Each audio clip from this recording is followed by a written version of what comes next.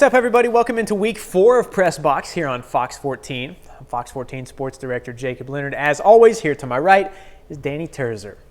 We have some big games in both Southeast Kansas and Southwest Missouri, but we're going to start tonight's show in the Big 8 with the Seneca Indians hosting the McDonald County Mustangs. Now, both teams are 3-1 to start the year. Seneca already equaled its win total from last year in their first season under head coach Cody Hilburn. First drive for McDonald County, 3rd and 10, quarterback Cole Martin. Can't find anybody open, so takes off. First down and more into Seneca territory. Now, that drive is capped off by Martin, finding Cross Dowd for the 12-yard touchdown. Mustangs lead 7-0 after the first. Now late in the second quarter, same score, Jackson Mars, look at this. Blows up the defender, and he doesn't go down. Mars in for the score. Tied at 7 at half. Now in the third, check this out. Unbelievable play here. Snap goes off the motion man. Look at Cole Martin. Eventually scoops it up and heaves it to Colton Ruddick.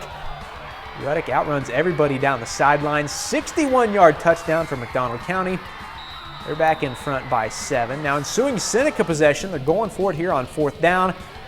But the Mustangs get the big stop. They would go down and score after that to get the lead to double digits.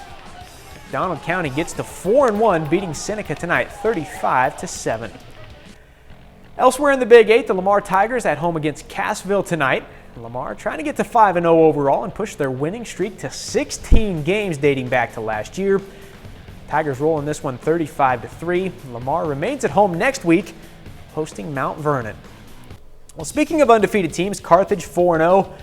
Fresh off a big win over Webb City, aiming to stay unbeaten tonight in Branson. No problem for the Tigers. They get by the Pirates 42-14. Carthage returns home next week to host Willard. Well, the Joplin Eagles are still rolling to begin the season, coming into the night with a perfect 4-0 record, including wins over Nixa and Webb City. Joplin is at home against Willard this evening, aiming to keep pace with Carthage at the top of the COC. The Eagles averaging 38 points per night. They've scored 40-plus in 3 of 4 games, and it just takes 3 plays for the Eagles offense to find the end zone. Quentin Renfro getting in here. And then from 26-yard line, always right looking, commits to going himself down the far sideline. He shakes off a few guys and takes it in for the score. 14-0 Eagles. In the second quarter, Willard gets on the board. Owen Bushnell takes the snap and goes right down the middle. But Joplin will extend its lead back to 14. Wright has all day long here. Don't fall asleep on me. He is still looking. Finally, he sees his guy, throws a dime to Terrence Gibson, who's got his guy beat. He goes all the way. Big play for the Eagles to make it 21-7. Joplin gets their 5th win of the season. A big one tonight, 56-7. The Webb City Cardinals aim to bounce back from their loss to Carthage tonight, hitting the road against Carl Junction. 14-6 at half, Webb City adds to the lead here. It's Cade Wilson getting in. Then finishing a drive in the opening minutes of the 4th quarter, it's Wilson again busting his way up the middle.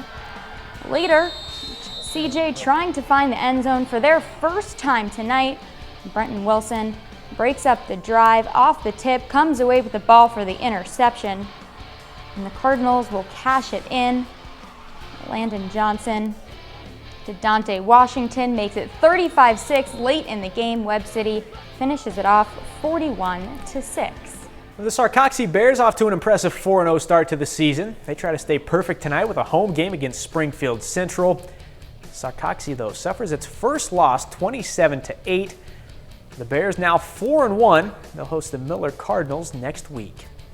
Switching to Southeast Kansas now, the Pittsburgh Purple Dragons are on the road tonight, facing former SEK rival Fort Scott. Now, Pittsburgh has hit a bit of a rough patch the last 2 weeks, falling to both Chanute and Washburn Rural at home.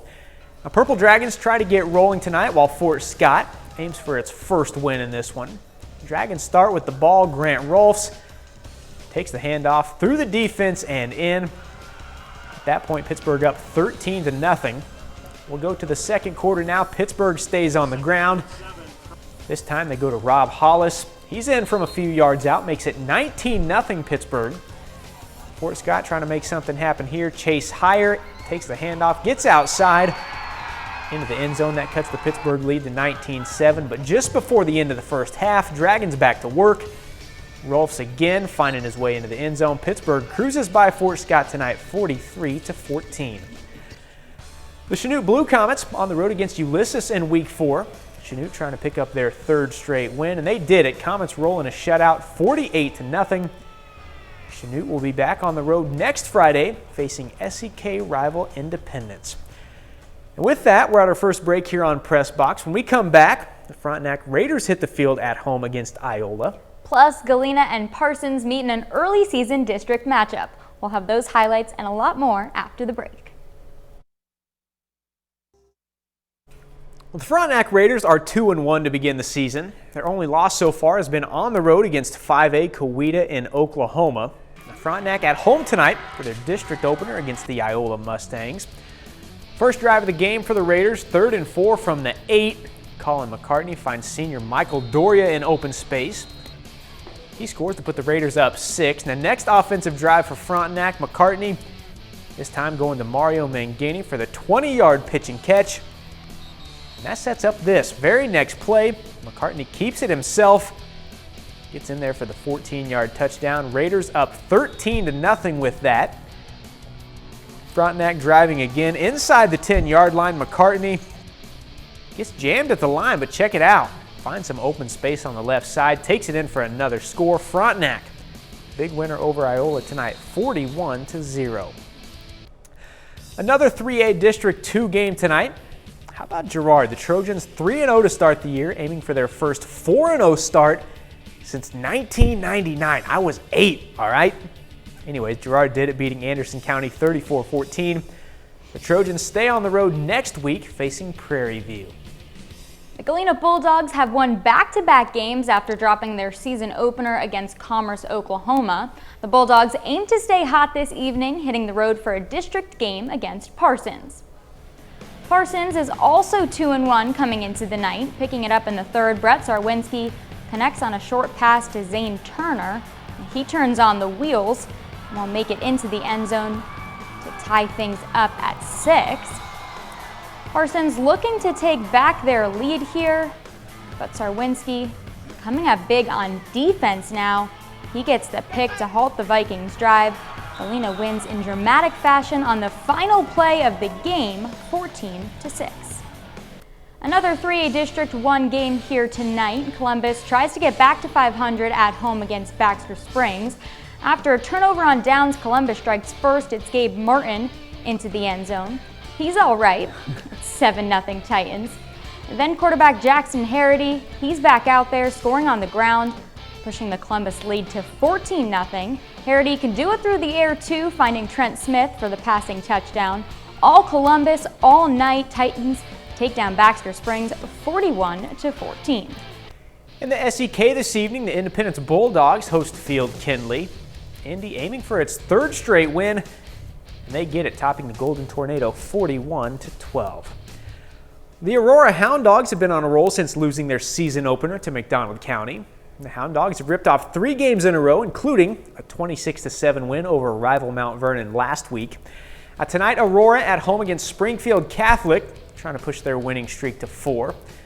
Hound Dogs already in control in the 2nd quarter, and adding to it, Ian Jackson just pulling people. Liam Riley finally drags him down. Aurora not messing around. They go back to Jackson. Finishes the drive with a touchdown plunge. Dogs up 44-6 at half. 3rd quarter now. Catholic looking for life. Quinn Northrup fires to a sliding Quinn Rubel. Nice catch, but the drive would stall, and Aurora takes advantage. Cole Rollman, great name there, finds space, cutting back, finally brought down inside the Catholic 15-yard line. That sets up a Brendan Hall touchdown. Aurora steamrolls a 58-6 win. The Nevada Tigers 3-1 on the year, coming off their first loss of the season to Lamar. They're on the road against Monette tonight. Tigers get back on track, rolling by the Cubs. Look at this. They scored 50 again. They scored I'm not sure if this is correct, but I'm pretty sure they've scored 50 at least in 3 of 4 games. They're scoring points. Nevada back home next week against Seneca. A big opportunity this evening for the Diamond Wildcats. Diamond 3-1 on the road tonight, trying to hand Marionville its first loss. Wildcats, though, not able to do it, falling in a shutout 44-0. When we come back, the Yates Center Wildcats hit the field at home against Oswego. We'll check in on that. Plus, the Colgan Panthers open up district play against Fredonia. As we go to the break, though, here are a few more of tonight's scores from Southwest Missouri.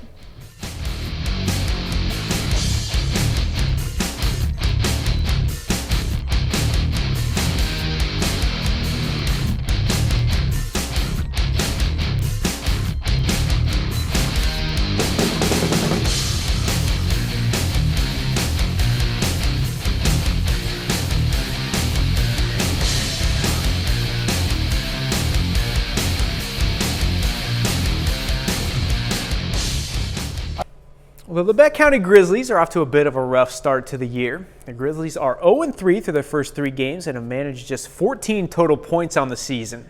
Now, Labette County hosts the Wellington Crusaders tonight. One of these teams heads home with their first win of the year. In the first, Malachi Rogers gets in from a few yards out. In the same quarter, Grizzlies this time. Look at this, Kendall Holtzman trying to find Griffin Easton, takes a huge hit, helmet pops off. Aggressive game tonight in Labette. Wellington, though, wins at 49-12. The Colgan Panthers are 0-3 to start the season. However, all 3 of those losses have come to bigger schools in Girard, Galena, and Frontenac. Colgan opens up district play tonight, aiming for their first win of the year against Fredonia. First drive of the second half for Colgan, 2nd and 7, Aiden Fleming fakes the handoff, keeps it himself, all the way for the 37-yard score. Colgan on top 32-6. After a Fredonia 3-and-out, Fleming takes the shot downfield here, but Colton Dinkle extends and makes a nice play to break up the pass. 2 plays later, though, Cooper Simmons takes the handoff on the Colgan 43-yard line, shakes off a couple Yellow Jackets, and turns it into a 57-yard foot race. Simmons wins that, and that turns into 6 more points for the Panthers. Colgan gets a big homecoming win tonight, 45-6. Big one tonight for the Yates Center Wildcats. Yates Center, by the way, in case you didn't know, 3-0 for the first time since 1969. Anyways, tonight Yates Center tops Oswego 56-6. 2 touchdowns each for Jaron Morrison, Sean Hurst, and Shane Weber. Yates Center clinches its first league title since 1970. Not a joke, not a typo. The Wildcats will be on the road next week against Cedarvale. Well, it's time for our final break here on Press Box. When we return, the Miami War Dogs aim for a 3-1 start at home against Bristow. Plus, we'll take a look at the local college slate for tomorrow. First, though, here's a look at a few more scores from Southeast Kansas.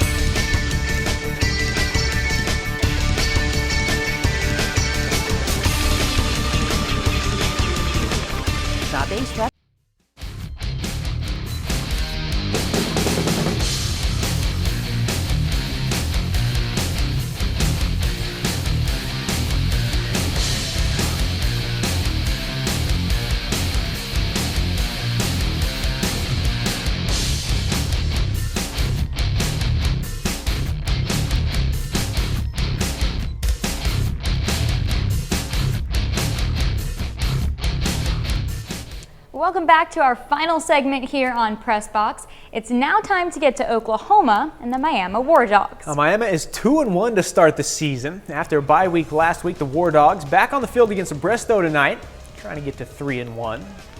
Miami back to receive the opening kickoff. Unfortunately, they don't hold on to it for too long. Bristow comes away with the fumble recovery. The Pirates take no time to capitalize. quarterback Sutton Titsworth calling his own number. Gets outside and into the end zone to put him ahead. Now, War Dog's not able to do much with the next possession, but how often do we show special teams, all right? Carson Jinks, nice punt here, pins the Pirates inside the 5. However, doesn't really slow Bristow down. Titsworth calling his own number again. He's into the end zone. He'll fly past the War Dogs defense. Again, nice move there to cross the goal line. Miami ends up falling in this one. Bristow wins 42-7. The Commerce Tigers are on the road tonight against the Pawhuska Huskies. Commerce is 2-1 on the year, aiming to rebound from their first loss. Tonight, a lot of points for Pawhuska. Tigers fall in this one 75-14. At the college level, the Pittsburg State Gorillas and Missouri Southern Lions are both at home tomorrow night. Southern hosts Fort Hays State, while the Gorillas host Emporia State. Now, tomorrow's actually family day for PSU. It'll be a special day for wide receiver Jalen Martin with his family coming all the way from Michigan to watch him play for the first time this season. Family is important to Pitt State wide receiver Jalen Martin. I've been through a lot in my life, so my family been there with me every step of the way. Whether I was right, wrong, or indifferent, I know they always got my back. His family will make the trip from Michigan to be there for him again on Saturday. They're coming all the way down from Detroit to come to this one. I can't wait. It's definitely another boost, energy booster. It's special when they come see me play. Through 3 games, Martin leads the MIAA in receiving with 252 yards. He loves to play the game, and he wants to be a well-rounded player. He wants to be able to run the whole route tree. He wants to be able to block for us. You know, we ask him to go in the box and block a lot too. So we've utilized him a lot of different ways, and certainly helps you when you have a guy that can win some one-on-one matchups like he does. It's always going to be a team effort, right? A lot of those things that I do, I can't do by myself. Obviously, I need my O-line to block, quarterback to put the ball there, and, you know, all of us to be on the same page. So I credit them more than anything. Martin is a graduate transfer from Iowa State in his first and final full season with the Gorillas. It's the family atmosphere at PSU that brought him to Southeast Kansas to finish his college career. I wanted to be somewhere where it was family-oriented, and I felt like after coming on my visit, talking to coach and talking to some of the players, that's kind of what drew me here, and the success and the tradition that's been here has been awesome. It's amazing, and it's good to be educated on those things and to come add to it as well. So I feel like this is the best fit for me. The Pitt State's game against Emporia State Saturday night kicks off at 7 p.m. Well, we're almost out of time here on Press Box, but first, our poll for performance of the week is now live. And we got 3 choices this evening. Is it McDonald County beating Seneca 35-7 to get off to a 4-1 start, or Pittsburgh beating former SEK League rival Fort Scott 43-14, or Galena winning on the final play over Parsons 14-6? All you got to do is go to KOAMnewsnow.com/vote and click on who you're voting for real. It's that easy. That's it. Go to the website, click on who you want to win. That's it. Now, that's actually it for us tonight. If you missed anything, we'll have all of our highlights posted on the website shortly. Again, that's KOAMnewsnow.com. You can also check out a complete replay of this show on Sunday afternoon at 12:30 on the 4-State CW. I know that's right in the middle of the Chiefs game, so if you don't like the NFL but you like high school football, 12:30 on Sunday on the 4-State CW. Also, don't forget to vote in our Performance of the Week poll, and don't forget, go out and support your local college football teams tomorrow. For now, though, we're done. She's Danny. I'm Jacob. We'll see you right back here for Week 5 of Press Box next Friday. Thank